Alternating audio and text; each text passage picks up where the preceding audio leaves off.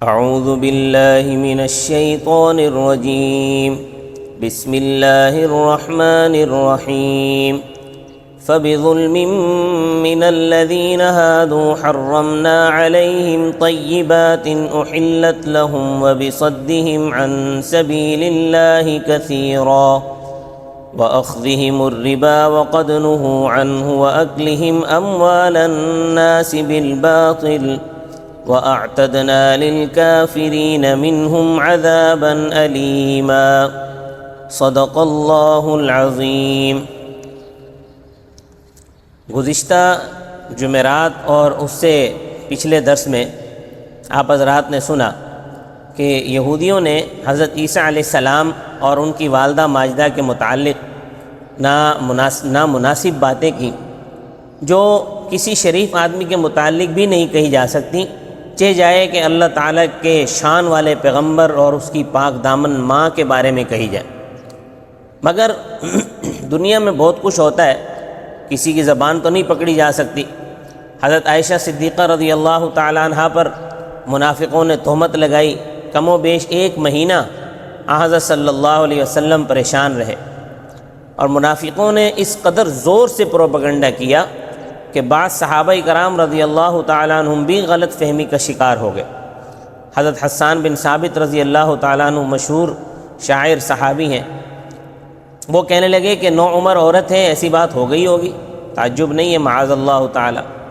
اور حضرت مستح رضی اللہ تعالیٰ عنہ حضرت ابوبکر صدیق رضی اللہ تعالیٰ عنہ کے خالہ زاد بھائی ہیں، مہاجرین میں سے ہیں اور بدری صحابی ہیں، مگر غلط فہمی کا شکار ہو گئے۔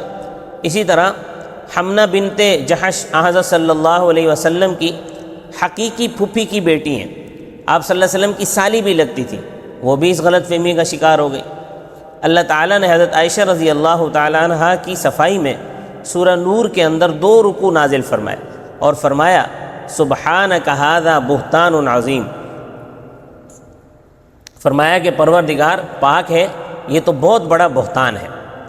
تو دنیا میں باتیں کرنے سے کوئی بھی باز نہیں آتا۔ اب ظاہر بات ہے کہ حضرت عائشہ صدیقہ رضی اللہ تعالیٰ عنہ پر جو اتہام لگایا گیا، حضرت صلی اللہ علیہ وسلم پر کیا گزری ہوگی، آپ صلی اللہ علیہ وسلم کی 1 مہینے تک کیا کیفیت تھی۔ تو حضرت عیسیٰ علیہ السلام کی والدہ ماجدہ پر بھی تہمت لگائی، اللہ تعالیٰ کے پیغمبروں کو ناحق شہید کیا گیا، لوگ اللہ تعالیٰ کے پیغمبروں کا مقابلہ کرتے رہے اور پیغمبروں پر کیا کیا ظلم کرتے رہے، اس کا ذکر ان آیات میں فرمایا فَبِظُلْمٍ مِّنَ الَّذِينَ هَادُوا، بسبب ان لوگوں کے ظلم کرنے کے جو یہودی تھے۔ یہودیوں کو یہودی 2 وجوہات کی بنا پر کہا جاتا ہے۔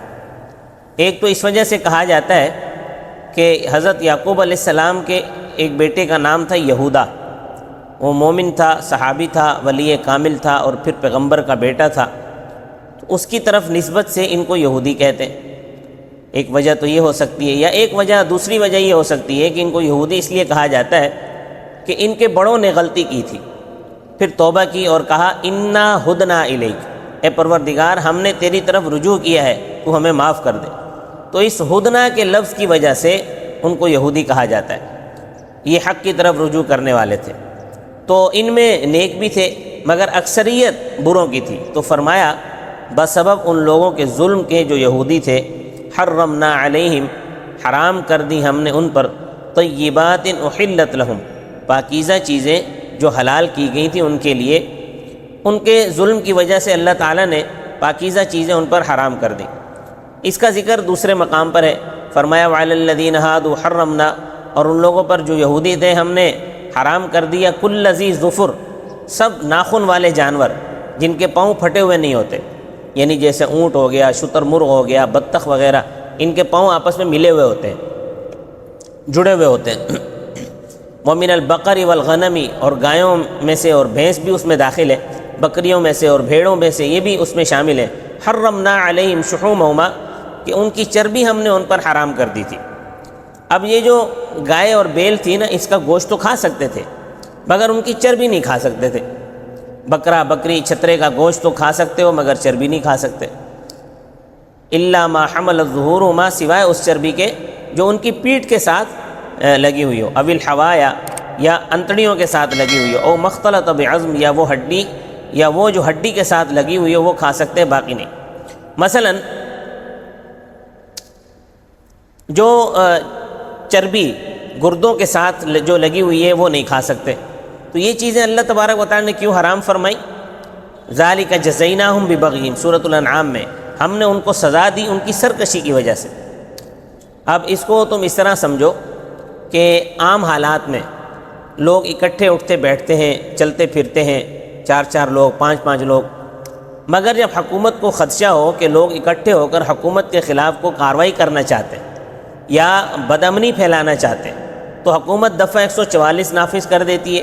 تو اس کا مطلب یہ ہوتا ہے کہ اب اس دفعہ 144 کے نافذ ہو جانے کے بعد 5 لوگ اکٹھے نہیں چل سکتے، بیٹھ نہیں سکتے، 4-5 لوگ، 3 لوگ۔ لوگوں کی شرارت سے بچنے اور امن کو برقرار رکھنے کے لیے یہ دفعہ لگائی جاتی ہے۔ تو یہ پابندی مستقل نہیں ہوتی بلکہ عارضی طور پر ہوتی ہے۔